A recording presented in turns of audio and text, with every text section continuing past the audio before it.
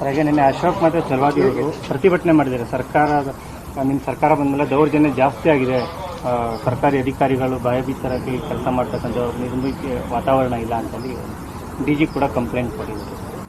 ಎಲ್ಲ ಕೊಡಲಿ, ಅದು ಸ್ಪೆಸಿಫಿಕ್ ಆಗಿ ಎಲ್ಲಿ ದೌರ್ಜನ್ಯ ಆಗಿದೆ, ಯಾವುದು ದೌರ್ಜನ್ಯ ಆಗಿದೆ ಅದನ್ನೆಲ್ಲ ಸ್ಪೆಸಿಫಿಕ್ ಆಗಿ ಹೇಳಿದರೆ, ಸುಮ್ಮನೆ ಗಾಳಿನಲ್ಲಿ ಗುಂಡೊಡೆಯೋ ಬದಲು ನಮಗೆ ಸ್ಪೆಸಿಫಿಕ್ ಆಗಿ ಹೇಳಿದ್ರೆ ಅದರ ಬಗ್ಗೆ ನಾವು ತನಿಖೆ ಮಾಡೋದಿದ್ರೆ ಮಾಡ್ತೀವಿ, ಪರಿಶೀಲನೆ ಮಾಡೋದಿದ್ರೆ ಮಾಡ್ತೀವಿ, ಅದಕ್ಕೇನು ಕ್ರಮ ತಗೋಬೇಕೋ ತಗೊಳ್ತೀವಿ.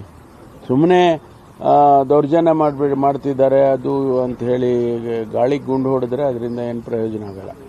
ಖರ್ಗೆ ಅವರು ಸರ್ 2-3 ರಾಜ್ಯಗಳ ಅಧ್ಯಕ್ಷರ ಬದಲಾವಣೆ ಆಗಿದೆ, ಇನ್ನೂ 2-3 ರಾಜ್ಯಗಳ ಅಧ್ಯಕ್ಷರ ಬದಲಾವಣೆ ಮಾಡೋದಿದೆ ಅಂತ ಹೇಳಿದ್ದಾರೆ. ರಾಜ್ಯದ KPCC ಅಧ್ಯಕ್ಷರ ಬದಲಾವಣೆಗೆ ಒಂದು ರೀತಿಯಲ್ಲಿ ಸುಳಿವು ಕೊಟ್ಟಿದ್ದಾರೆ ಅಂತ ಚರ್ಚೆ ಆಗ್ತಾ ಇದೆ.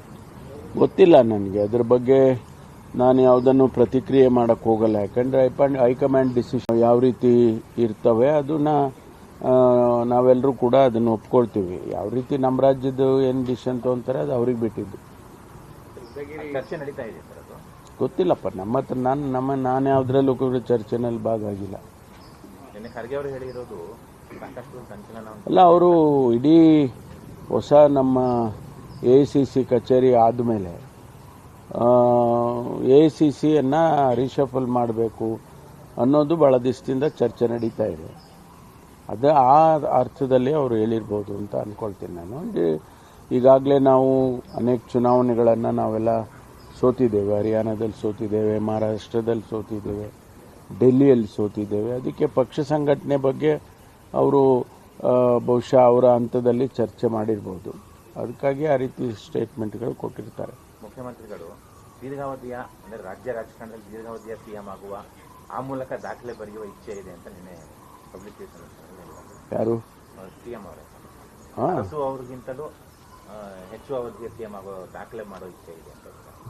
ಇಲ್ಲ, ಈಗ ನಾನು ಕೂಡ ಮೊನ್ನೆ ಹೇಳಿಕೆಗಳನ್ನು ಕೊಟ್ಟಿದ್ದೇನೆ.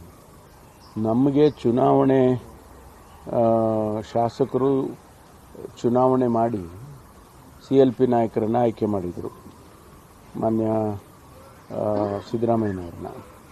ಆ ಸಂದರ್ಭದಲ್ಲಿ ನಮ್ಗೆ ಯಾರು ಏನು ಹೇಳಲಿಲ್ಲ, ನೀವು 2.5 ವರ್ಷಕ್ಕೆ ಮಾತ್ರ ಆಯ್ಕೆ ಮಾಡ್ತಾ ಇದ್ದೀವಿ, ಅವ್ರನ್ನ 2.5 ವರ್ಷಕ್ಕೆ ಬದಲಾಯಿಸ್ತೀವಿ ಅಂತ ಏನು ಹೇಳಿರಲಿಲ್ಲ.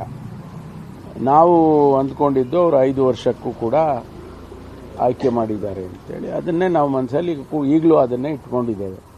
ಸೊ ಹಾಗಾಗಿ ಅವರಿಗೆ 5 ವರ್ಷ ಕಂಪ್ಲೀಟ್ ಮಾಡಿದರೆ ಸ್ವಾಭಾವಿಕವಾಗಿ ಒಂದು ರೆಕಾರ್ಡ್ ಆಗುತ್ತೆ. ಅದು ನಾನೇ ಹೇಳಿದ್ದೀನಿ, ಆ ರೀತಿ ಹಾರೈಸ್ತೇನೆ.